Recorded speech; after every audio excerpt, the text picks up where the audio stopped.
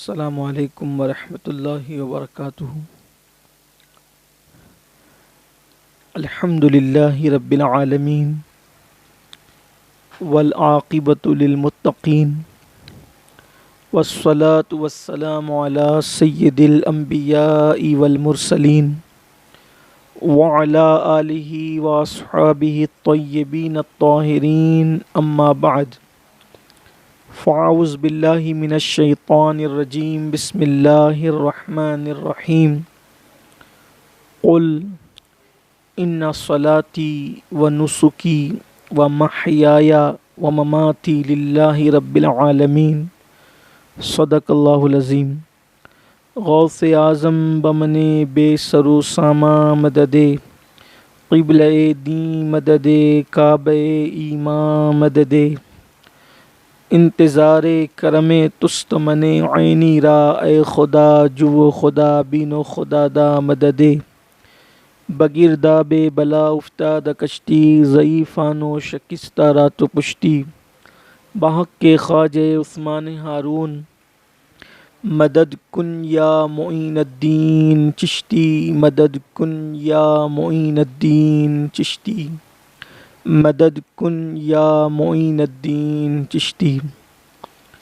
الصلاۃ والسلام علیک یا رسول اللہ، الصلاۃ والسلام علیک یا نبی اللہ، الصلاۃ والسلام علیک یا حبیب اللہ، وعلی آلک و اصحابک یا نور اللہ، صلی اللہ تعالی علیہ وسلم۔ اس وقت ہم ماہ ذی الحجہ شریف کے پہلے مبارک عشرے میں اپنی زندگی کے خوبصورت لمحات کو گزار رہے ہیں، اور چونکہ یہ سواد اعظم اہل سنت و جماعت کی عالمگیر تحریک سنی دعوت اسلامی مالیگاؤں کے ہفتہ وار اجتماع کا دن ہے، اور آپ جانتے ہیں کہ لاک ڈاؤن کی وجہ سے یہ پروگرام، یہ اجتماع آن لائن ہو رہا ہے، اور گزشتہ ہفتے کے اجتماع میں ہم نے آپ کی خدمت میں عشرہ ذی الحجہ یعنی ذی الحجہ شریف کے پہلے 10 دنوں کی فضیلت پر کچھ معروضات پیش کرنے کی سعادت حاصل کی تھی۔ آج فلسفہ قربانی کے حوالے سے، کیونکہ یہ مبارک مہینہ حج کا مہینہ بھی ہے، اور حج کے ساتھ ساتھ ایک عظیم اسلام کا شعار جسے ہم اور آپ قربانی کہتے ہیں، اس کا مبارک مہینہ بھی ہے۔ چونکہ ہر صاحب نصاب پر احناف کے نزدیک قربانی واجب ہے، تو یہ قربانی کیا ہے؟ اور چونکہ حضور اکرم صلی اللہ علیہ وآلہ وسلم سے صحابہ کرام رضوان اللہ تعالی علیہم اجمعین نے پوچھا تھا کہ یا رسول اللہ صلی اللہ علیہ وآلہ وسلم، یہ قربانی کیا ہے؟ تو آقا کریم رؤوف الرحیم صلی اللہ علیہ وآلہ وسلم نے فرمایا کہ یہ تمہارے باپ حضرت ابراہیم علیہ السلام کی سنت ہے۔ تو یہ سنت ابراہیمی کیوں ہے؟ اس کا فلسفہ کیا ہے؟ آج ہم اس پر کچھ گفتگو کرنے کی سعادت حاصل کریں گے۔ یہ بات اچھی طرح یاد رکھنے کی ہے کہ ہم اللہ کے بندے ہیں، اور بندے کے لیے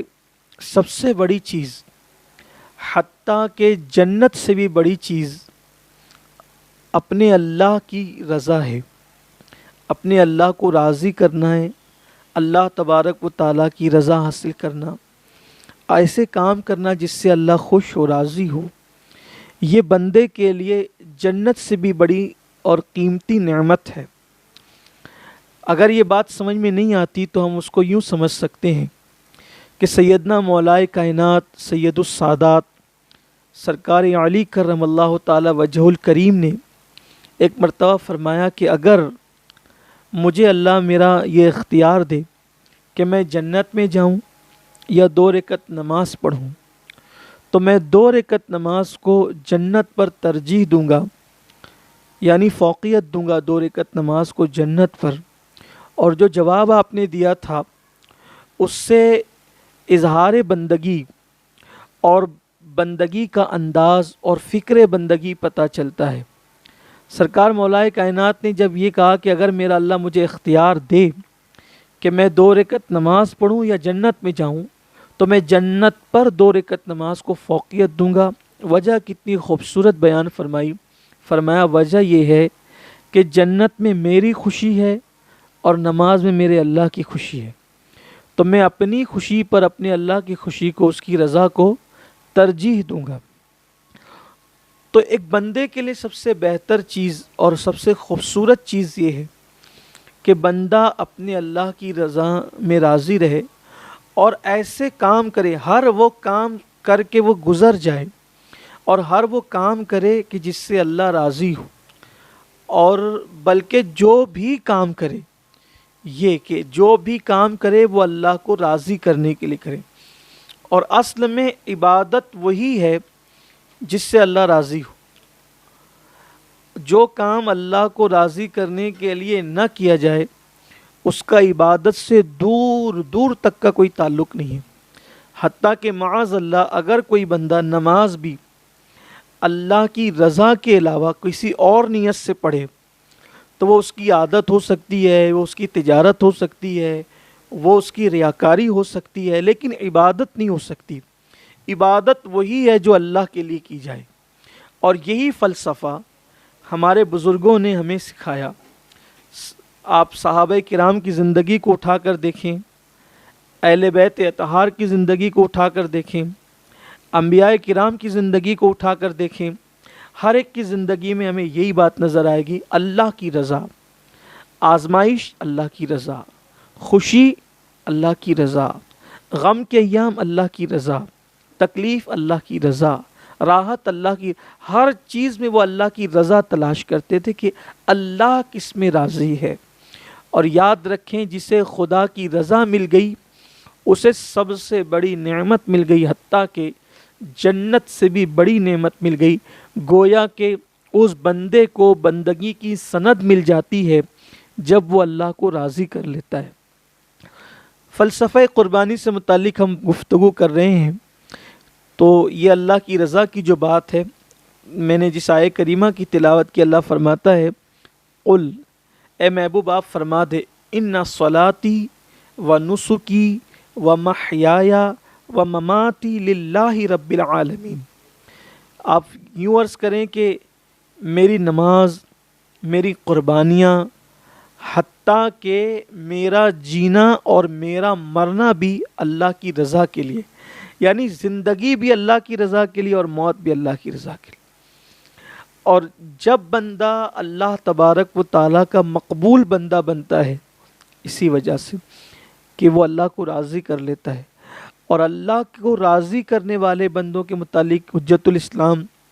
امام غزالی رحمۃ اللہ علیہ فرماتے ہیں کہ مومن اور منافق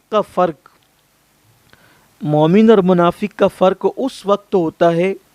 جب اللہ کسی کو آزمائش میں اور مصیبت میں گرفتار کرتا ہے۔ اللہ جب آزماتا ہے اور بندہ اللہ کی آزمائش میں پورا اترتا ہے تو وہ مومن، اور منافق جو ہوتا ہے وہ گھبراتا ہے، اور صرف گھبراتا ہی نہیں ہے بلکہ منافق کی صفت یہ ہے وہ اللہ کی شکایت کرتا ہے، اللہ سے دور بھاگتا ہے،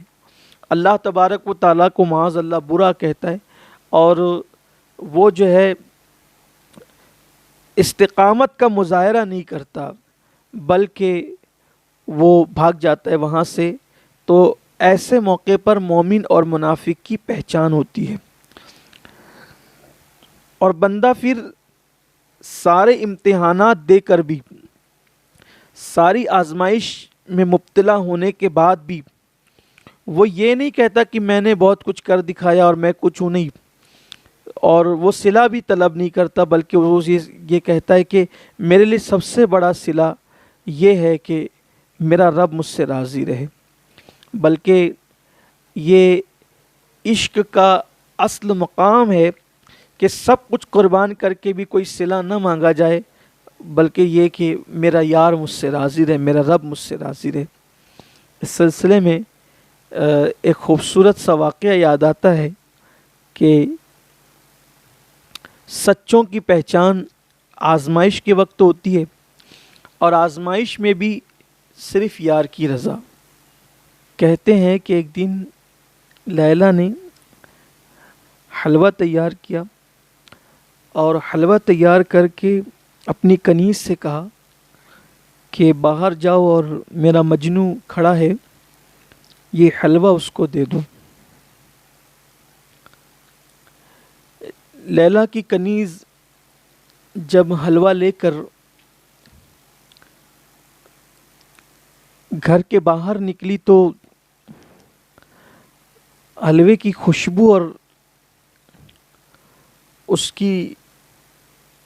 لذت کی خوشبو لوگوں کے مشام جاں کو جب معطر کرنے لگی تو وہاں بہت سارے لوگوں کی بھیڑ اکٹھی ہو گئی، اور سب لوگ للچائی ہوئی نظر سے حلوے کو دیکھنے لگے۔ کنیز نے کہا کہ یہ حلوہ تو میری لیلا نے بنایا ہے، میری مالکہ نے، اور اس کو دینا ہے صرف مجنو کو، مجنو کی در ہے۔ اور سب پکارنے لگے کہ انل مجنو، انل مجنو، کہ میں مجنو ہوں، میں مجنو ہوں، اور سب مجنو ہونے کا دعویٰ کرنے لگے۔ تو وہ لیلا کی کنیز تھی، وہ واپس اندر آئی، اور اندر آنے کے بعد اس نے کہی، ارے لیلا، تو نے تو کہا تھا کہ تیرا ایک ہی مجنو ہے، وہ باہر کھڑا ہے اور اس کو یہ حلوہ دینا ہے، لیکن وہاں تو بہت سارے مجنو کھڑے ہیں۔ لیلا نے کہا مجنو کون ہے اس کا ابھی اندازہ ہوگا، یہ حلوے کا تھال رکھو اور ایک خالی تشت لو اور اس میں ایک چھری لو، اور یہ لے جا کر کے پھر باہر کہنا کہ لیلا نے مجنو کے جسم کے گوشت کا حصہ مانگا ہے۔ پھر دیکھو امتحان ہو جائے گا کہ مجنو کون ہے۔ لیلا کی کنیز نے حلوے کا تھال رکھا، تشت لیا، چھری لی، اور لے کر کے جب وہ باہر گئی تو چونکہ حلوے کی خوشبو سے لوگوں کے مشام جاں معطر تھے اور ہر ایک بندہ مجنو ہونے کا دعوے دار تھا، تو جب کنیز کو چھری اور خالی تشت لاتے ہوئے دیکھا تو پوچھا یہ کیا ہے؟ تو کہا کہ آپ سب لیلا کے عاشق ہیں۔ تو کہا ہاں ہم تو اس کے عاشق ہیں، مجنو تو ہم ہی ہیں۔ اور تو پھر کہا کہ جو مجنو ہے لیلا نے اس سے اس کے جسم کے گوشت کا ٹکڑا مانگا ہے۔ سارے بھاگ گئے، جو اصل مجنو تھا وہ کھڑا رہا اور اس نے چھری لی اور گوشت کا حصہ کاٹا اور کاٹ کر تشت میں رکھا، اور جب کنیز ہٹنے لگی تو کہا رکو، پھر دوسرا ٹکڑا کاٹا وہ بھی رکھا، تیسرا کاٹا وہ بھی رکھا، پورا تھال بھر دیا اور چھری رکھ کر ایک سرد آہ کھینچی، اور اس کے بعد کہنے لگا کہ لیلا نے گوشت کے ٹکڑے کی بات کی تھی، لیکن یہ نہیں کہا تھا کہ اس کو ٹکڑا کہاں کا چاہیے، تو جہاں کا مجھے سمجھ میں آیا میں نے دے دیا ہے، لیکن لیلا سے کہنا کہ وہ اس کو قبول کر لے، اور اگر اس کو یہ پسند نہ آئے تو کہہ دیں کہ کہاں کا چاہیے، ہم وہاں کا دینے بھی تیار ہے۔ کہ اگر لیلا کہہ دے کہ دل کاٹ کے تشت میں رکھ دو تو ہم اس کے لیے بھی راضی ہے، لیکن یہ سب کچھ دے کر ہم احسان نہیں جتاتے، بلکہ صرف اتنا کہتے ہیں کہ لیلا سب لے لے اور ایک مرتبہ کہہ دے کہ مجنو میرا ہے۔ یہ تو بہت ممکن ہے کہ کوئی فرضی داستان ہو یا جو بھی ہو، مگر اس سے پتہ چلتا ہے کہ کون اللہ کا بندہ ہے۔ اس حکایت سے ہم کچھ سمجھ سکتے ہیں. سمجھنے سمجھانے کے لیے ایک مثال تھی. اللہ کی ذات مثال سے پاک ہے، مثل سے پاک ہے، لیکن صرف سمجھنے کے لیے کہ لیلا کا عاشق حلوے سے سمجھا نہ گیا، پہچانا نہ گیا. حلوہ آیا تو سبھی نے کہا کہ ہم مجنوں ہیں، لیکن جب دینے کی بات آئی تو اس وقت پتہ چلا کہ اصل لیلا کا کون ہے. بلا تمثیل رزق مل رہا ہے، اولاد مل رہی ہے،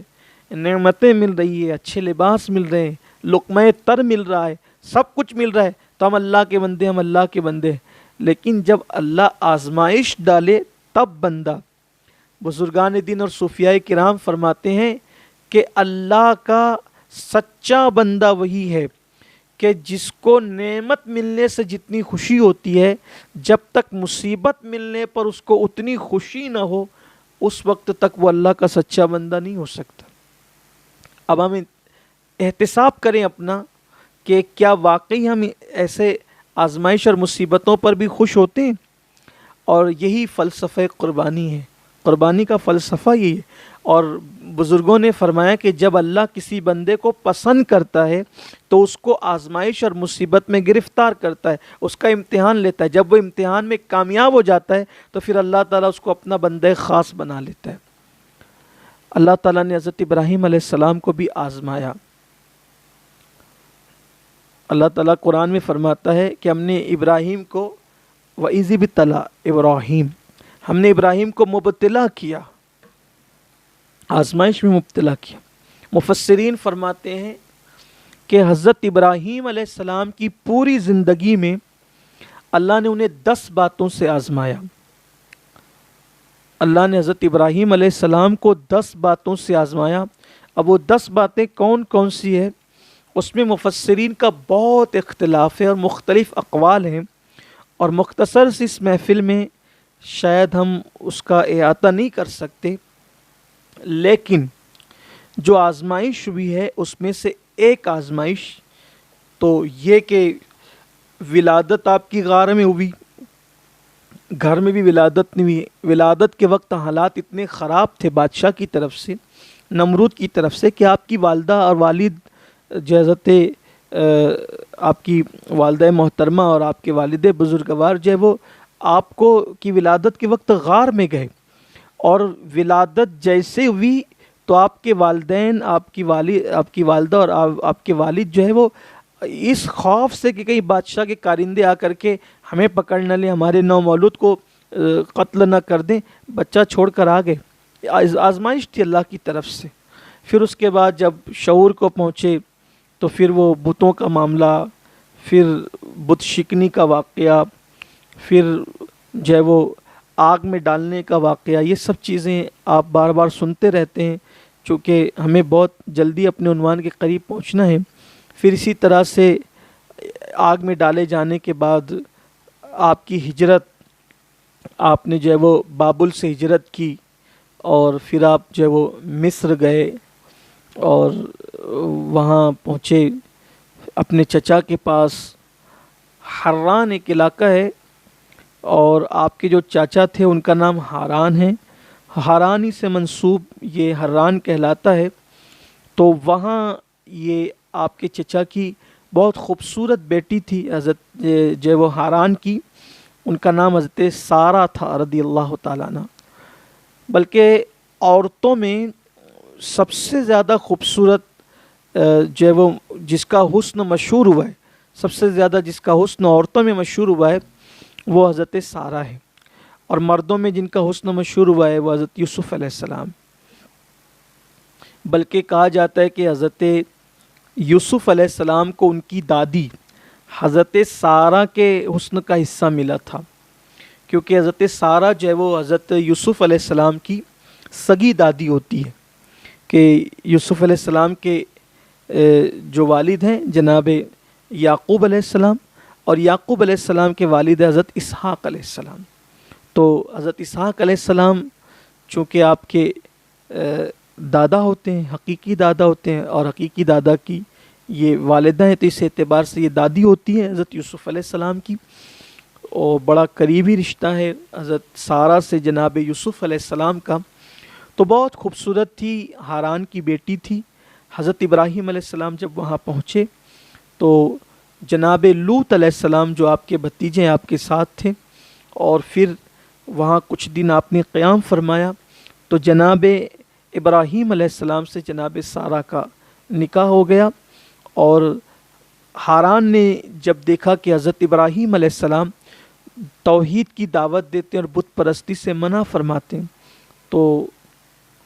انہوں نے منع کیا اس بات سے۔ حضرت ابراہیم علیہ السلام نے نہیں رکے حق سے، تو ہاران ناراض ہو کر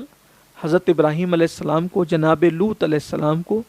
اور جناب سارہ کو، ان تینوں کو آپ نے یعنی کہ ہاران نے جو اپنے گھر سے نکال دیا۔ حضرت سارہ کی وفا اور ان کی سچائی، صداقت، شوہر سے محبت اور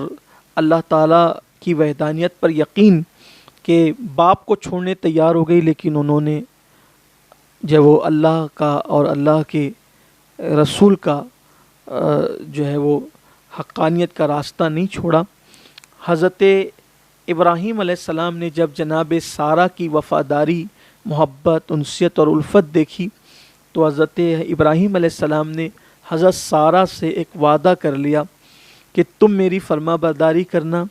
اور میں تمہاری ہر بات مانوں گا، جب بھی تم کوئی بات کہو گی تو میں تمہاری بات نہیں کاٹوں گا اور تم میری بات نہیں کاٹو گی۔ یہ ایک معاہدہ تھا اللہ کے پیغمبر حضرت ابراہیم علیہ السلام کا، جو آپ نے اپنی بیوی جناب سیدہ سارہ رضی اللہ تعالی عنہ سے کیا تھا۔ اب وہاں سے آپ حران سے نکل کر آپ فلسطین پہنچے، اور آپ کی یہ دوسری ہجرت تھی، بلکہ جب آپ فلسطین پر قدم رنجہ آپ نے فرمایا تو فلسطین کے لوگوں نے حضرت ابراہیم علیہ السلام کا بڑا پرتپاک استقبال کیا اور اپنی کھیتی باڑی حضرت ابراہیم علیہ السلام کو سپرد کر دی، ہدیتاً دے دیا، تحفتاً دے دیا، کہا کہ آپ یہاں رہے۔ اللہ تعالیٰ کو اہل فلسطین کی ادا اتنی پسند آئی کہ اللہ رب العزت نے ان کی کھیتی باڑی میں بہت برکت عطا کی، بے پناہ برکت اللہ تعالیٰ نے عطا فرمائی، اور وہاں پر حضرت ابراہیم علیہ السلام لوط علیہ السلام کو لے کر کھیتی باڑی کرنے لگے۔ چونکہ مختصر میں ہمیں بیان مکمل کرنا ہے اور یہ ذکر چونکہ بار بار آپ سنتے رہتے ہیں، تو بہت مختصر کر کے اس کو ہمیں پائے تکمیل تک آج ہی پہنچانا ہے، کیونکہ پھر اگر آئندہ ہفتے میں وقت ملے گا انشاءاللہ تو ہم جو ہے وہ قربانی سے متعلق بھی کچھ باتیں آپ سے کرنی ہیں، اور آن لائن چونکہ پروگرام ہوتا ہے لوگ سامنے نہیں ہوتے ہیں تو جو ہے وہ پھر اختصار بھی ملحوظ رکھنا ہوتا ہے۔ تو حضرت ابراہیم علیہ السلام جب فلسطین جا رہے تھے، مصر سے جو ہے وہ یعنی حران سے نکل کر تو راستے میں مصر آتا تھا، بلکہ مورخین کا کہنا یہ ہے کہ یہ مصر کا ہی ایک علاقہ ہے۔ تو جب آپ جا رہے تھے تو جناب سارہ کو مصر کے بادشاہ نے جو ہے وہ قید کر لیا، معاذ اللہ۔ وہ عورتوں کا بڑا دلدالہ تھا، اور جب وہ حضرت سارہ رضی اللہ تعالی عنہا کو اس کے سپاہی لے گئے، اور جب بادشاہ نے انہیں جو ہے وہ قید کیا، اور قید کرنے کے بعد جب ان کی طرف دست درازی اور ان کے ساتھ بدنیتی کرنی چاہیے تو اس کے دونوں ہاتھوں کو اور اس کے وجود کو فالج ہو گیا اور اس کے ہاتھ کام نہیں کیے۔ پھر جناب سارہ نے دعا کی تو دعا کی برکت سے پھر اس کے ہاتھ ٹھیک ہو گئے۔ اسی طرح دوسری اور تیسری مرتبہ بھی ایسا ہی ہوا، اس کی بدنیتی بڑھی، اور جب وہ بدنیتی کرتا تب جو ہے وہ سزا پاتا۔ آخر کار اس نے کہا کہ آپ کوئی برگزیدہ بندی ہیں، اور جو واقعہ آپ کے ساتھ پیش آیا ہے بے عین ہی ایسا ہی واقعہ ایک اور عورت ہے، اس کے ساتھ بھی ایسا ہی، کہ جب میں نے اس کی طرف جب بھی ہاتھ بڑھایا تو جیسا آپ کے ساتھ ہاتھ بڑھانے پر انجام ہوا ویسے اس کے ساتھ بھی، اس کا نام ہاجرہ ہے۔ اور پھر کہا کہ شاید وہ آپ کے قبیلے کی ہو، خاندان کی ہو، اس نے اپنے طور پہ کہا کہ میں وہ آپ کو سونپتا ہوں۔ تو جب حضرت سارہ لوٹی ہے حضرت ابراہیم علیہ السلام کی طرف تو یہ حضرت ہاجرہ کو لے کر لوٹی۔ اس طرح سے اب یہ 4 نفری قافلہ فلسطین پہنچا، اور جب فلسطین پہنچا تو آپ سن چکے کہ اہل فلسطین نے محبتیں دی، اللہ کے پیغمبر کا استقبال کیا، اپنی کھیتی باڑی حضرت ابراہیم علیہ السلام کو ہدیتاً دی۔ وہاں جب آپ کھیتی باڑی کرنے لگے اور خوشحالی آ گئی، اللہ نے بہت مال و دولت سے نواز دیا، تو جناب سارہ نے حضرت ابراہیم علیہ السلام سے عرض کیا کہ ہمارے پاس یہ خاتون ہاجرہ ہیں، بڑی حسین ہے، خوبصورت ہیں، اور چونکہ اب ہماری عمر جو ہے کافی بڑھ رہی ہے اور ابھی تک ہمارے گھر میں کوئی اولاد نہیں ہے، اگر آپ ہاجرہ سے نکاح کر لیں تو ہو سکتا ہے اللہ اس سے اولاد عطا فرما دے۔ تو حضرت ابراہیم علیہ السلام نے حضرت سارہ رضی اللہ تعالیٰ عنہ کی استدعا پر، گزارش پر حضرت ہاجرہ سے نکاح فرمایا، اور جب حضرت ہاجرہ سے نکاح فرمایا تو نکاح کے بعد پھر بہت جلد ہی اللہ تعالیٰ نے حضرت ابراہیم علیہ السلام نے چونکہ دعا بھی کی تھی رب حب لی من الصالحین، یہ آپ کی بڑی مشہور دعا ہے، اور جس کو اولاد نہ ہوتی ہو اگر کوئی بندہ حضور قلب کے ساتھ ہر نماز کے بعد اس دعا کو پڑھے رب حب لی من الصالحین، تو اللہ تعالیٰ اس سے اولاد بھی عطا فرمائے گا۔ جن کو بیٹیاں ہی بیٹیاں ہیں، بیٹا نہیں ہے، اگر وہ بھی یہ دعا کو پڑھے تو اللہ تعالیٰ اس کو جو ہے وہ بیٹا بھی عطا فرمائے گا۔ بہت مبارک دعا ہے، اللہ کے پیغمبر کی دعا ہے۔ اور یہاں رک کر ایک بات عرض کرنا چاہتا ہوں کہ اہل فلسطین نے ابراہیم علیہ السلام کو کھیتی باڑی دی، ان کی مدد کی، ان کی نصرت کی، اللہ تعالیٰ نے ان کو بھی خوشحال کیا، بہت مالا مال کیا۔ ادھر نمرود جس کو اللہ تبارک و تعالیٰ نے 800 سال عمر عطا فرمائی، 800 سال سے زیادہ عمر عطا فرمائی، 400 سال اس نے بادشاہت کی، اور جب 400 سال کی عمر میں پہنچ کر اس بدبخت نے حضرت ابراہیم علیہ السلام کو آگ میں ڈالا، اللہ کے پیغمبر کو، تو ابراہیم علیہ السلام تو پھر آگ گلزار ہو گئی، آپ اس کو بھی جانتے ہیں۔ جب آپ ہجرت کر چکے تو اللہ تعالیٰ نے نمرود کی قوم پر مچھر کا عذاب نازل فرمایا، اتنے مچھر بھیجے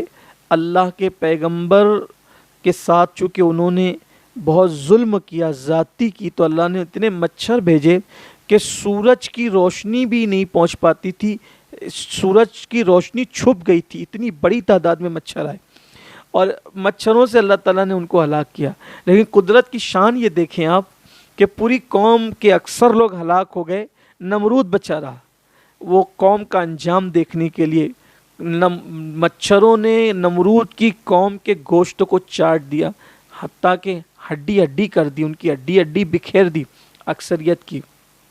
اور پھر بعد میں نمرود پر اللہ تعالیٰ نے ایک لنگڑا مچھر مسلط کیا،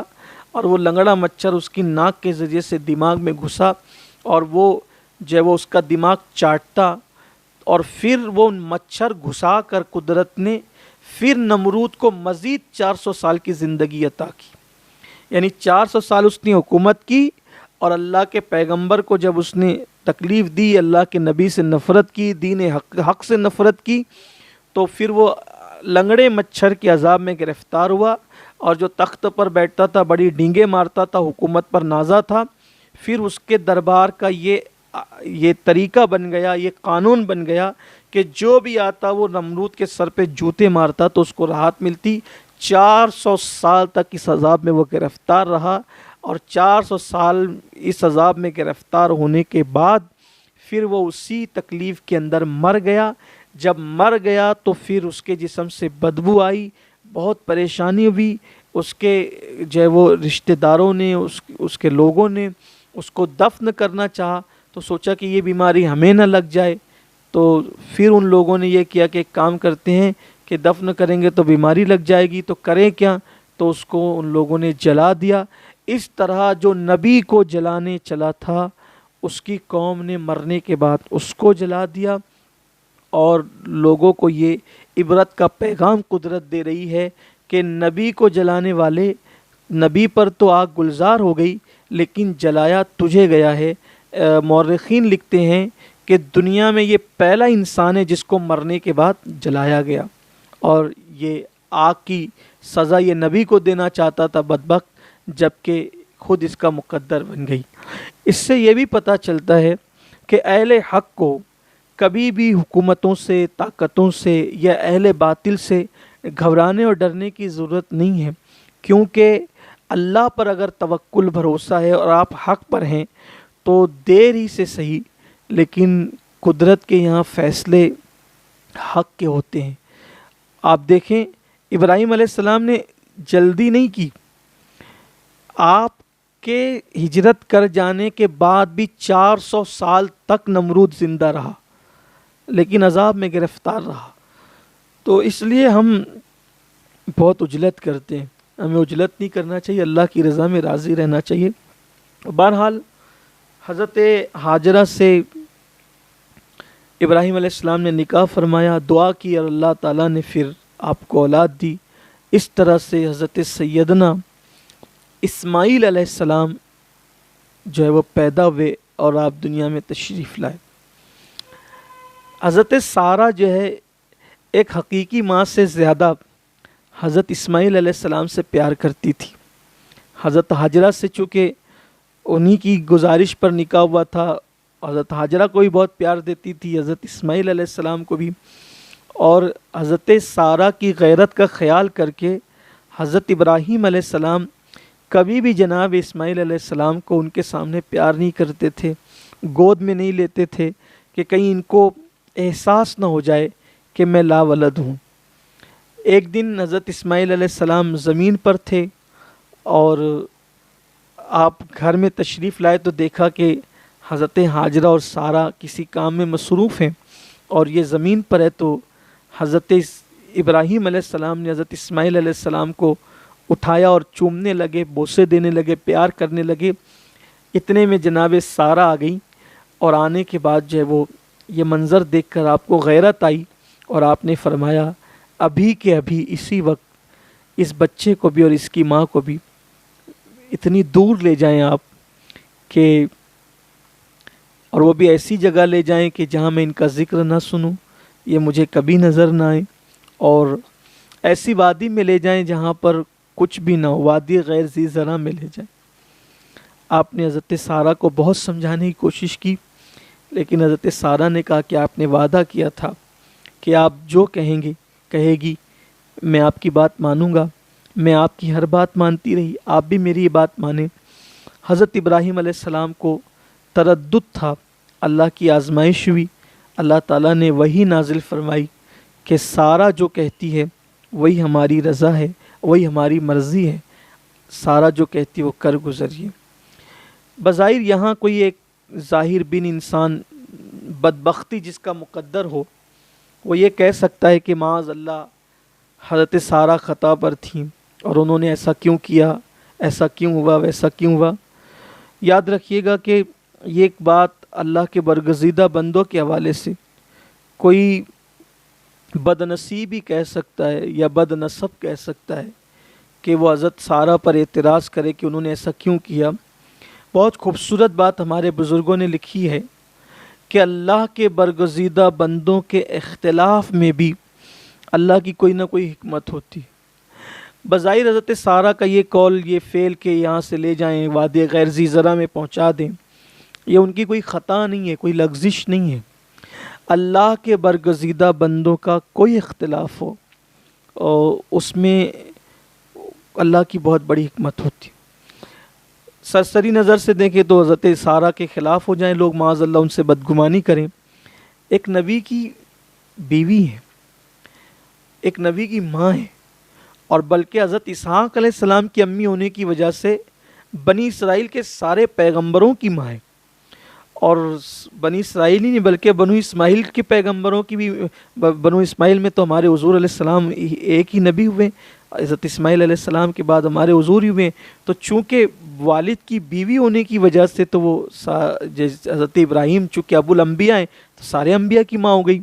ان سے کوئی خطا نہیں ہوئی تھی، ان سے کوئی لغزش نہیں ہوئی تھی۔ یہ قدرت کی شان ہے، قدرت اس طرح کے کام کرواتی ہے کہ اگر سارہ رضی اللہ تعالیٰ عنہ، میرے ماں باپ ان پہ قربان،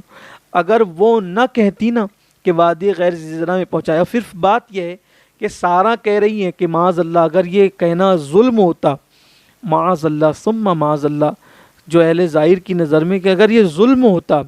تو اللہ تعالیٰ ظلم کی تائید کیوں فرماتا، جبکہ حضرت سارہ کی تائید کر رہی ہے قدرت کہ سارا جو کہہ رہی ہے آپ وہ کر گزریں، یہی اللہ کی مرضی بھی ہے۔ وجہ دنیا کو ظاہر میں یہ نظر آ رہا ہے، لیکن حقیقت میں یہ ہے کہ وادی غیر ذی زرع شہر مکہ بنے گا تو ان دونوں کے جانے سے ہی بنے گا، اور حضرت سارا اس کا سبب بن رہی ہیں۔ بلکہ یہ کہہ دیا جائے کہ اگر حضرت سارا نے غیرت نہ کی ہوتی تو مکۃ المکرمہ جو ہے وہ آباد نہ ہوتا۔ یہ غیرت سارا کی برکت ہے، حضرت سارا رضی اللہ تعالیٰ عنہ کی غیرت کی برکت ہے، یہ ان کی خطا نہیں ہے، یہ ان کی لغزش نہیں ہے، بلکہ یہ ان کی غیرت کی برکت ہے۔ تو اللہ والوں کے ہر کام میں حکمت ہوتی ہے، اور اللہ والوں کا ہر کام، بس ہمارا کام اتنا ہے کہ جب بھی اللہ والوں کا ذکر کریں تو ہماری زبان بہت سنبھلی ہونی چاہیے۔ اسی طرح جب بھی صحابہ کرام کے پہلی بات تو مشاجرات صحابہ کا ذکر ہی نہ کیا جائے، اور اگر صحابہ کے مشاجرات کا ذکر ہو تو بھی بہت زبان کو، کیونکہ ہماری زبانیں اس قابل نہیں کہ ہم ان کے مقدس نام لے سکیں، تو معاذ اللہ اس میں حضرت ہاجرہ حضرت سارہ کا اختلاف کو کوئی رنگ نہیں دیا جا سکتا، وہ اختلاف تھا بھی نہیں۔ یہ غیرت سارہ کی برکت ہے کہ حضرت ابراہیم علیہ السلام جو ہے وہ لے گئے، کہا جاتا ہے کہ براق پر لے گئے، اس لیے کہ فلسطین سے ایک بڑا فاصلہ ہے، طویل فاصلہ ہے، بلکہ آج کل کے لوگوں نے اس کو کچھ ناپا بھی ہے، تقریباً 1400 کلومیٹر کا کچھ فاصلہ بتایا جاتا ہے، کم زیادہ ہو سکتا ہے کیونکہ میں نے نہیں ناپا ہے، یہ کتابوں کی بات ہے، اور ناپنے والوں کا وہ ہو سکتا ہے کہ جسے ذوق ہو وہ اپنے طور پہ ناپ لیں، لیکن چونکہ یہ کوئی حتمی بات نہیں ہے، لیکن اندازاً جو بتایا گیا کہ 1400 کلومیٹر کا فاصلہ بتایا جاتا ہے مکۃ المکرمہ اور جو ہے وہ فلسطین کا۔ تو حضرت ابراہیم علیہ السلام حضرت ہاجرہ کو، حضرت اسماعیل علیہ السلام کو وہاں لے کر کے گئے، اور آج کل جہاں خانہ کعبہ ہے، تو چونکہ خانہ کعبہ کئی مرتبہ تعمیر ہوا ہے، پہلی مرتبہ فرشتوں نے تعمیر کیا، پھر دوسری مرتبہ حضرت آدم علیہ السلام نے تعمیر کیا، پھر جب طوفان نوح آیا تو کعبۃ اللہ شریف اٹھا لیا گیا۔ تو اب چونکہ جب ابراہیم علیہ السلام وہاں پہنچے تھے تو کعبۃ اللہ شریف کی کوئی عمارت وہاں موجود نہیں تھی، اس کی بنیادوں کے ہلکے سے نشانات تھے، لیکن چونکہ کعبہ وہاں پہلے سے تھا، وہاں کعبۃ اللہ شریف پہلے سے تھا، اور فرشتوں نے پہلے بنایا، پھر حضرت آدم علیہ السلام نے بنایا، اور پھر طوفان نوح کے وقت وہ اٹھا لیا گیا۔ جب اٹھا لیا گیا تو نشانات ختم ہو گئے تھے، ہلکے سے کچھ اس کے آثار باقی تھے۔ تو وہاں پر حضرت ابراہیم علیہ السلام یہ دونوں کو لے کر پہنچے، کھجور کی تھیلی دی، پانی دیا، اور پھر اس کے بعد آپ نے حضرت ہاجرہ سے الوداعی سلام کیا، ان کی طرف دیکھا بھی نہیں، کہ اب چونکہ یہ اللہ کا حکم تھا کہ سارا جو کہتی وہ کر گزرے، تب جناب سارا کا ذکر ہی کیا، وہاں تو اللہ کا حکم ہے کہ یہ کریں آپ۔ اور جب آپ گزرنے لگے یعنی چلنے لگے تو آپ نے اکلوتے شیرخوار بیٹے کو بھی نہیں دیکھا، خوبصورت بیوی کو بھی نہیں دیکھا، بس صرف اس خوف سے کہ اگر میں بیوی اور بیٹے کو دیکھوں تو کہیں اللہ کے حکم پر عمل کرنے میں مجھ سے کوتاہی نہ ہو جائے، تو آپ نے دیکھا بھی نہیں۔ حضرت ہاجرہ، دیکھیے یہ آزمائش ہے، اللہ کی طرف سے آزمائش ہے کہ حضرت ابراہیم علیہ السلام اتنی آزمائشوں سے گزرے ہیں، اور اب یہ آزمائش، اور آپ اچھی طرح جانتے ہیں کہ انسان پر جو تکلیف آتی ہے تو وہ انسان جھیل لیتا ہے، لیکن اولاد کی جدائی، آپ اس کو آج کے دور میں بہت ترقی کر گئی ہے ٹیکنالوجی، اگر بیوی میکے چلی جائے تو فون پہ بھی بات ہو جاتی ہے، اور مگر اس کے باوجود بھی جو ہے وہ گھر بچوں سے خالی خالی لگتا ہے۔ چھٹیاں گزارنے کے لیے بچے چلے جاتے ہیں گھر سے نانی کے یہاں، ماموں کے یہاں، تو گھر سونا سونا لگتا ہے، تو کیسے عجیب کیفیت ہوتی ہے۔ اور چند دنوں کے بعد انہوں نے پھر آنا ہے، پلٹ کر آنا ہے، 2 دن کے بعد، 4 دن کے بعد، چھٹیاں گزارنے کے بعد پھر بھی بار بار فون کرتے ہیں، ہم کال کرتے رہتے ہیں، آتے ہیں جاتے ہیں۔ لیکن یہ اللہ کے پیغمبر کی آزمائش دیکھیں کہ آپ وادی غیر ذی زرع میں چھوڑ کر جا رہے ہیں، پلٹ کر دیکھتے بھی نہیں ہیں، صرف اللہ کا حکم ہے، اور جب آپ نکلتے ہیں تو حضرت ہاجرہ ننھے سے معصوم اسماعیل علیہ السلام کو گود میں لے کر پیچھے پیچھے جاتی ہیں، اور جب آپ پیچھے پیچھے جاتی ہیں تو حضرت ابراہیم علیہ السلام سے کہتی ہے کہ آخر مجھ سے کیا غلطی ہوئی ہے، کیا خطا ہوئی ہے، کیا لغزش ہوئی ہے، آپ مجھے چھوڑ جا رہے ہیں، آپ کوئی جواب بھی نہیں دیتے۔ اور اس کے بعد پھر حضرت ابراہیم علیہ السلام کو وہ اتنا کہتی ہے کہ کیا یہ اللہ کا حکم ہے؟ اللہ کے پیغمبر سے کہتی کیا یہ اللہ کا حکم ہے؟ حضرت ابراہیم علیہ السلام کہتے ہیں ہاں یہ اللہ کا حکم ہے۔ اتنا سنتی ہے تو سننے کے بعد کہتی ہے کہ جب یہ میرے اللہ کا حکم ہے تو میرا اللہ میرے لیے کافی ہے اور میرا اللہ مجھے ضائع نہیں فرمائے گا۔ آپ بیٹھ گئیں ٹیلے کے پاس کھجور کی تھیلی لے کر، پانی کا مشکیزہ لے کر، اور کھجوریں کھاتی تھی، پانی پیتی تھی، ننھے سے اسماعیل علیہ السلام کو دودھ بھی پلاتی تھی۔ اور پھر جب حضرت اسماعیل علیہ السلام دودھ پیتے تھے، پرسکون تھے۔ یہاں ایک بات عرض کر دوں کہ اس کو دلیل بنا کر کوئی بھی اپنے بچے کو یا بیوی کو بلا وجہ جو ہے جنگل میں یا بیابان میں نہیں چھوڑ سکتا۔ وجہ یہ ہے کہ وہ اللہ کا حکم تھا، اللہ کے پیغمبر تھے، اللہ نے ان پہ وحی کی تھی، اس لیے انہوں نے ایسا کیا۔ اور جو کام اللہ کرنے کا حکم دیتا ہے تو اللہ تعالیٰ اس کی محافظت بھی فرماتا ہے۔ معاذ اللہ اس کو کوئی دلیل بنا کر کے یہ نہ کرنا شروع کر دیں۔ اور اگر کوئی آج کی تاریخ میں ایسا کرے گا کہ جنگل و بیابان میں بیوی بچے کو چھوڑ دے گا، معاذ اللہ کہ معاذ اللہ میں سنت ابراہیمی پہ عمل کر رہا ہوں، تو اس کے لیے جائز نہیں ہوگا، اس لیے کہ وہاں کے کچھ معاملات مخصوص ہوتے ہیں، انبیاء کرام صاحب وحی ہوتے ہیں اور یہ ان کے اپنے معاملات ہیں۔ تو ہمیں جتنا کرنے کا حکم دیا گیا ہمیں اتنا ہی کرنا چاہیے، اس سے زیادہ ہمیں کرنے کی کوشش نہیں کرنا چاہیے، ورنہ جو وہ انسان حدوں کو توڑے گا تو نقصان اٹھائے گا۔ تو پھر حضرت ابراہیم علیہ السلام جو ہے واپس لوٹ گئے۔ حضرت ہاجرہ اسماعیل علیہ السلام کو لے کر بیٹھی رہی، پانی ختم ہو گیا، کھجوریں بھی ختم ہو گئی، اور جب کھجور اور پانی ختم ہو گیا تو پھر چونکہ آپ کے سینے میں جو اسماعیل علیہ السلام کے لیے غذا تھی وہ بھی خشک ہو گئی، اور آپ رونے لگے تو پریشان ہوئی، اور حضرت اسماعیل علیہ السلام کو لٹا کر آپ پانی کی تلاش میں صفا مروہ کی طرف دوڑ لگاتی رہی۔ بالآخر دوڑ لگاتے ہوئے آپ کو خیال آتا کہ میرے بچے کو کہیں درندہ نہ اٹھا لے جائیں، تو آپ واپس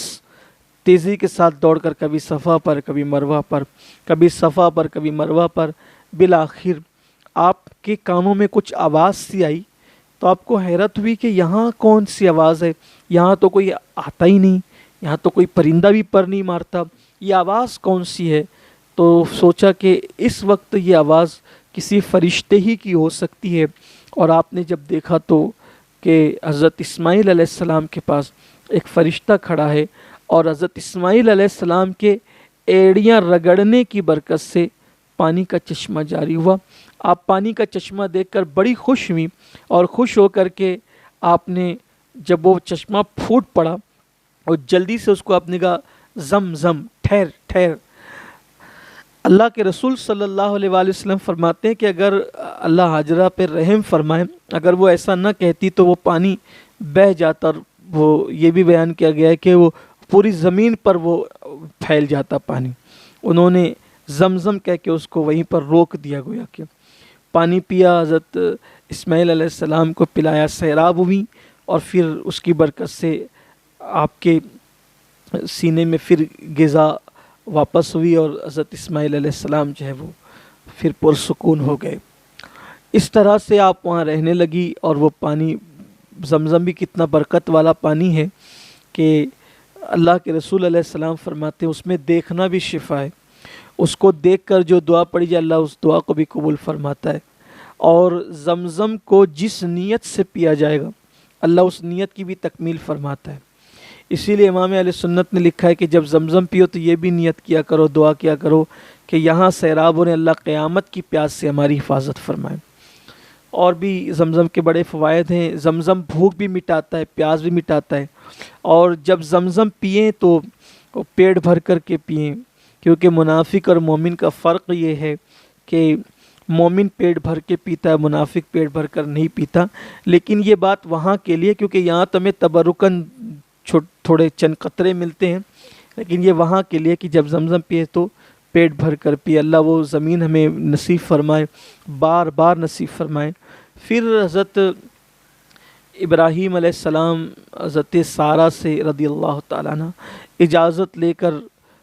کہ میرا بچہ اور حضرت ہاجرہ کافی دن ہو گئے ہیں، میں ذرا ان سے مل آؤں، اور پھر آپ جو ہیں تشریف لے گئے، اور جب آپ آئے تو وہی وادی غیر ذی زرع، آپ درمیان میں مجھے یہ عرض کرنا تھا لیکن میں وہ عرض کر رہا ہوں کہ جب حضرت ابراہیم علیہ السلام حضرت ہاجرہ کو چھوڑ کر جب لوٹنے لگے تو وہاں آپ نے دعا کی تھی کہ اللہ میں تو اپنی اولاد کو یہاں چھوڑ کر بسا کر جا رہا ہوں،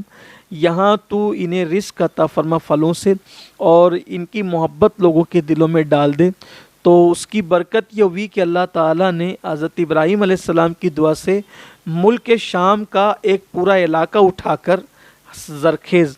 اس زمین پر ڈال دیا جسے ہم طائف بھی کہتے ہیں، اور حیرت ہوتی ہے کہ وہ چٹیل میدانوں میں اللہ نے طائف کو زرخیز کر دیا، اور دعائے خلیل کی برکتیں آج نظر آتی ہے کہ مکہ شریف کی مارکیٹ میں ہر موسم کا پھل جو ہے وہ 12 مہینوں میں آپ کو ملے گا، اور ہر جگہ سے اچھی کوالٹی میں ملے گا۔ یہ برکت ہے دعائے ابراہیم کی علیہ السلام۔ اور پھر جوک در جوک لوگ آتے بھی ہیں، لوگوں کی دلوں میں محبت ہے۔ کوئی مسلمان آپ کو ایسا نہیں ملے گا کہ جس کو اللہ تعالیٰ نے ایمان کی دولت سے نوازا ہو اور وہ مکۃ المکرمہ جانے کی تمنا نہ کرتا ہو، حرم خدا دیکھنے کی تمنا نہ کرتا ہو۔ اور چونکہ اب تو دور ابراہیمی کے بعد مصطفیٰ جان رحمت کا دور آیا تو ہمارے آقا کی ولادت بھی وہاں ہوئی، اور پھر وصال مدینہ منورہ میں ہوا، تو ہمارے لیے تو دوہری خوشی ہے کہ ہم جب مکہ شریف جاتے ہیں تو بارگاہ رسالت کی حاضری بھی جو ہے وہ ہوتی ہے۔ اور اللہ کا شکر ہے، عاشقوں کی طبیعت تو یہ ہے کہ وہ دربار رسالت کی حاضری کی نیت سے گھر سے نکلتے ہیں اور پھر کعبۃ اللہ شریف کی زیارت کا شرف بھی حاصل کرتے ہیں۔ کعبے کا نام تک نہ لیا طیبہ ہی کہا، پوچھا تھا ہم سے جس نے کہ نوزت کدھر کی ہے، اس کے طفیل حج بھی خدا نے کرا دیے، اس کے طفیل حج بھی خدا نے کرا دیے، اصل مراد حاضری اس پاک در کی ہے۔ اللہ اکبر۔ تو بڑی شان والا حرم ہے اللہ کا، اور اس کی بڑی برکتیں ہیں۔ اور ابراہیم علیہ السلام حضرت سارہ سے اجازت لے کر جب آئے تو آنے کے بعد دیکھا کہ حضرت اسماعیل علیہ السلام اپنے قدموں پر چلنے لگے، اور شعور کی منزلوں پر، یوں تو اللہ کا نبی دنیا میں آتا ہی یہ ہے باشعور، لیکن صرف سمجھنے سمجھانے کے لیے جب آپ کی عمر و شریف جو ہے وہ پہنچی کہ آپ کسی یعنی کام کرنے کے قابل ہو گئے، تو اللہ تعالیٰ نے حکم دیا کہ آپ کعبۃ اللہ شریف بنائیں، یعنی وہی بنا جو فرشتوں کی بنا تھی، اس پر حضرت ابراہیم علیہ السلام نے کعبۃ اللہ شریف کی انہی بنیادوں پر تعمیر شروع کی۔ ذی الحجہ شریف کی 1 تاریخ کو آپ نے کام شروع کیا، اور 25 ذی القعدہ شریف کی 1 تاریخ کو، یعنی ذی الحجہ سے پہلا جو مہینہ آتا ہے شوال کے بعد والا، اور بقرعید سے پہلے والا، بیچ کا جو مہینہ ذی القعدہ جو ہوتا ہے، اور ذی القعدہ کی 1 تاریخ کو آپ نے کعبہ شریف کی تعمیر شروع کی، اور ٹھیک 25 ذی القعدہ کو آپ نے کعبۃ اللہ شریف کو مکمل کر لیا، یعنی تقریباً 25 دن کے اندر اندر حضرت ابراہیم علیہ السلام نے کعبہ مکمل تعمیر کیا۔ اسماعیل علیہ السلام گارہ لا کر دیتے تھے اور ابراہیم علیہ السلام اس کو تعمیر کرتے تھے، اور جو تعمیر تھی وہ جنت سے سامان آیا ہوا تھا، اور ایک جنتی پتھر تھا، اسی پہ کھڑے ہو کے کعبہ کی تعمیر ہوتی تھی، اور جیسے جیسے دیوار بڑھتی جاتی تھی وہ جو ہے وہ پتھر بھی اٹھتا چلا جاتا تھا، اوپر اٹھتا چلا جاتا، اور گویا کہ سیڑھیوں کا کام کر رہا تھا، یا یہ کہہ لیں کہ جو ہے وہ پتھر جو ہے وہ لفٹ کا کام کر رہا تھا کہ اوپر ہوتا جاتا تھا، اور آپ کعبہ تعمیر کرتے جاتے تھے۔ جب کعبہ مکمل تعمیر ہو گیا 25 دنوں کے اندر، تو ابراہیم علیہ السلام نے اللہ سے عرض کی کہ مولا یہ تیرے حکم پہ میں نے عمل کیا ہے۔ اللہ نے فرمایا کہ ابراہیم مانگو میرے خلیل، کیا مانگتے ہو؟ عرض کی مولا کہ تو نے تو سب ہی دیا ہے، حتیٰ کہ اپنا پکا دوست اور خلیل بھی بنا ہے۔ بس اب ایک تمنا یہ ہے کہ مجھے اپنے آخری نبی کا دادا بنا دے، کہ آخری نبی میری اولاد میں پیدا فرما، یعنی محمد مصطفیٰ صلی اللہ علیہ وسلم کا مجھے جد بنا دے، کیونکہ حضرت ابراہیم علیہ السلام جانتے تھے کہ کائنات تو انہی کے صدقے میں بنی ہے۔ تو جب نام محمد آپ کی زبان پر آیا تو وہ پتھر جس پر آپ کھڑے ہو کر کعبہ شریف تعمیر کر رہے تھے اتنا نرم ہو گیا کہ نام محمد کے سنتے ہی وہ اتنا نرم ہوا کہ ابراہیم علیہ السلام کے قدموں کا نشان اس پتھر کے اندر عکس کے طور پر آ گیا، جو آج بھی موجود ہے، جسے ہم مقام ابراہیم کہتے ہیں۔ کتنی خوبصورت سی بات ہے۔ مفسرین لکھتے ہیں کہ جو پتھر نام محمد سن کر نرم ہو گیا، اللہ نے قیامت تک کے لیے اس پتھر کو عزت والا بنا دیا، اور دنیا جو ہے وہ آج بھی جاتی ہے تو اسی پتھر کے قریب جو ہے وہ واجب الطواف جو نفل نماز ہے وہ ادا کرتی ہے۔ پھر ابراہیم علیہ السلام نے جب کعبہ بنا لیا، 25 ذوالقعدہ کو کعبے کا کام مکمل ہوا، اب آپ جو ہے وہ حضرت ہاجرہ اور حضرت اسماعیل کے ساتھ رہنے لگے۔ انہی دنوں پھر ایک اور حکم آ گیا کہ جب ذی الحجہ شریف کا مہینہ شروع ہوا، 7 دن ذی الحجہ کے گزرے تھے کہ حضرت ابراہیم علیہ السلام نے 8ویں شب کو ایک خواب دیکھا کہ حکم ہو رہا ہے کہ اسماعیل کو ہماری راہ میں قربان کر دو، ذبح کر دو۔ حالانکہ آج کسی کے لیے، جیسا کہ میں نے عرض کیا، کہ جائز نہیں ہو سکتا کہ وہ خواب دیکھ کے بچہ ذبح کرے، کیونکہ یہ وہی تھی، کیونکہ نیند جو ہوتی ہے نا وہ بادشاہ کو اور عوام کو ایک کر دیتی ہے، شاہ و گدا ایک ہو جاتے ہیں، امیر غریب ایک ہو جاتے ہیں، نیند سب کے لیے یکساں ہے۔ لیکن یہ اللہ کے نبی کی شان ہے کہ نیند بھی نبیوں کے برابر کسی کو نہیں آتی، اور نیند میں بھی کوئی نبی کے برابر نہیں ہو سکتا۔ ہم سوتے ہیں تو وضو ٹوٹ جاتا ہے، جو کیفیت ہوتی ہے آپ سب جانتے ہیں، لیکن اللہ کے نبی جب سوتے ہیں تو ان کے دل بیدار رہتے ہیں، ان کا وضو نہیں ٹوٹتا۔ اور ہم خواب دیکھتے ہیں تو سچے بھی ہوتے ہیں، جھوٹے بھی ہوتے ہیں۔ اللہ کے نبی جو خواب دیکھتے ہیں تو وہ وہی ہوتی ہے، اور ان کا خواب وہی ہے۔ اور حضرت ابراہیم علیہ السلام نے دیکھا کہ حکم ہوتا ہے کہ اکلوتا بیٹا ذبح کر دو،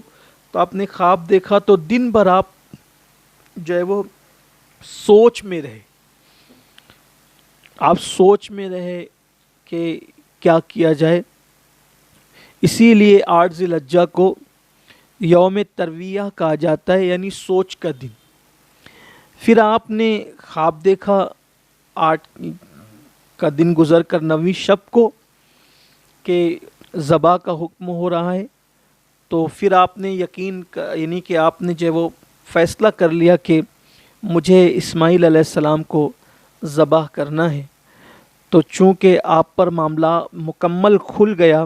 اور آپ نے پہچان لیا جو حکم دیا گیا تھا، اس لیے اس دن کو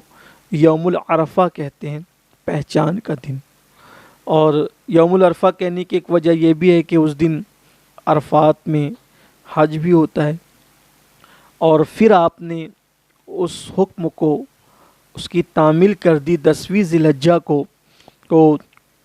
اس کو یوم النحر یوم نحر کہتے ہیں اس کو۔ اور جب آپ نے حضرت اسماعیل علیہ السلام کو ذبح کرنے کے لیے جو ہے وہ لے جانے لگے مینا کی طرف، تو آپ نے حضرت اسماعیل علیہ السلام کو جو ہے وہ واضح طور پر یہ کہا کہ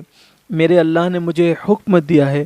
کہ میں تمہیں ذبح کر دوں، تم کیا کہتے ہو؟ وہ کہا کہ آپ کو جو حکم ہوا ہے آپ بغیر جھجک اس پر عمل کریں کہ انشاءاللہ آپ مجھے صبر کرنے والا پائیں گے۔ اور ایک طویل واقعہ اس کے ساتھ بھی ہے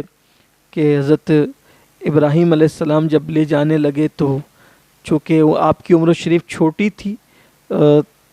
بعض مفسرین کے نزدیک آپ کی عمر 13 سال کی تھی، یعنی آپ جب سن بلوغ کو پہنچنے لگے تھے تب آپ کی عمر ہے۔ اس پر عمر شریف پر بھی متعدد اقوال ہیں، لیکن ہم اس کی تفصیل میں نہیں جاتے۔ اکثر جو بزرگوں کا قول ہے ہم وہ آپ کے سامنے پیش کر رہے ہیں کہ 13 سال کی لگ بھگ آپ کی عمر شریف رہی ہوگی تب آپ کو ذبح کرنے کے لیے لے جایا گیا۔ اور پھر جب آپ لے جا رہے تھے مینا کی طرف تو شیطان نے حضرت حاجرہ کو ورغلانا چاہا، ماں تھی، کہ ابراہیم تمہارے بیٹے کو ذبح کرنے لے جانے، تو جناب حاجرہ نے کہا کہ کیا کوئی باپ بھی اتنی منتوں مرادوں سے جس کے یہاں اولاد پیدا ہوئی، وہ بھی اکلوتی اولاد، کیا وہ ذبح کر دے گا؟ کوئی باپ ایسا کر سکتا ہے؟ تو شیطان کے منہ سے بات نکل گئی کہ اللہ کا حکم ہے۔ حضرت حاجرہ نے کہا کہ اگر اللہ کا حکم ہے تو ایک بیٹا کیا، ہزاروں بیٹے بھی ہو تو اللہ کے حکم پہ قربان کر سکتے ہیں۔ یہ تربیت تھی حضرت ابراہیم علیہ السلام کی۔ اور پھر شیطان نے حضرت اسماعیل علیہ السلام کو ورغلایا اور یہ کہا کہ آپ کے ابا ذبح کرنے لے جا رہے ہیں۔ اور پھر اسماعیل علیہ السلام نے بھی کہا کہ اکلوتا بیٹا اتنی مرادوں سے، دعاؤں سے جو ہوا ہو، کیسے ذبح کیا جا سکتا ہے؟ تو کہا یہ ایسا سوچتے ہیں کہ یہ اللہ کا حکم ہے۔ تو حضرت اسماعیل علیہ السلام نے کہا کہ تو مجھے شیطان مردود ہی معلوم ہوتا ہے کہ اللہ کے حکم سے عمل کرنے پہ روکتا ہے۔